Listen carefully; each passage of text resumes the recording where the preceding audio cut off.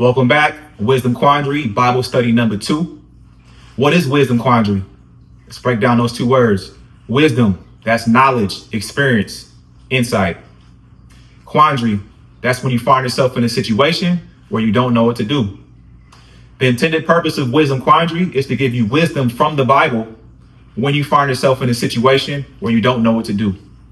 Notice I said when and not if, because in today's society, it's so easy to find ourselves in situations where we don't know what to do because there's so much going on around us. Topic of the day. What does it mean to love? Love is often misinterpreted for a lot of different things. Our feelings, personal needs, or cultural ideas. Some common misinterpretations for love is 1, love equals an intense feeling. Only problem with that is our feelings fluctuate. One day we might be feeling it, the next day we might not be feeling it. Love is constant. 2, love equals transaction. I did this for you, so now you gotta do this for me.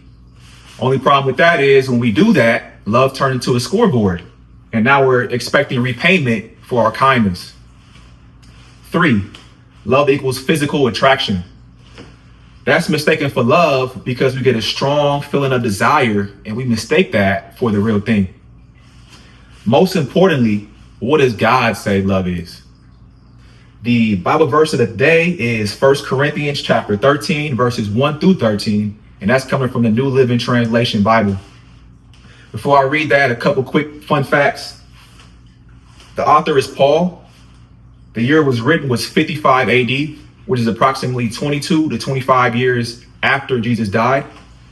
The intended audience was the Church of Corinth, which was located in modern day southern Greece. The Church of Corinth was one of the earliest Christian communities that Paul started.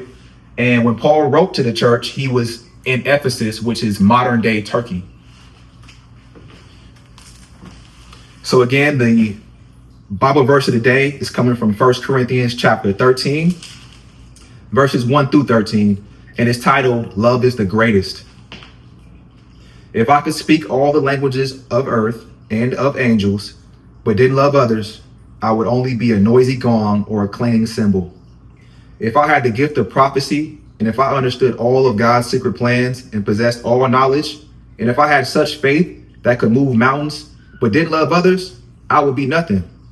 If I gave everything I have to the poor and even sacrificed my body, I could boast about it. But if I didn't love others, I would have gained nothing. Love is patient and kind. Love is not jealous or boastful or proud or rude. It does not demand its own way. It is not irritable, and it keeps no record of being wronged. It does not rejoice about injustice, but it rejoices whenever the truth wins out. Love never gives up, never loses faith, is always hopeful, and endures through every circumstance. Prophecy and speaking in unknown languages and special knowledge will become useless, but love will last forever. Now our knowledge is partial and incomplete, and even the gift of prophecy reveals only part of the whole picture. But when the time of perfection comes, these partial things will become useless. When I was a child, I spoke and thought and reasoned as a child. But when I grew up, I put away childish things. Now we see things imperfectly, like puzzling reflections in a mirror. But then we will see everything with perfect clarity. All I know is partial and incomplete. But then I will know everything completely, just as God knows me completely. 3 things will last forever: faith, hope, and love. And the greatest of these is love. Right. In conclusion, just a couple reflection questions as you walk away. 1, if love is clearly defined in the Bible, why isn't love shown around us? 2, what can we do to show love to the people around us? And 3, is my idea of love the same as God's idea of love? I appreciate y'all tuning in with me. I look forward to the next Bible study. Have a great rest of the day. Be blessed.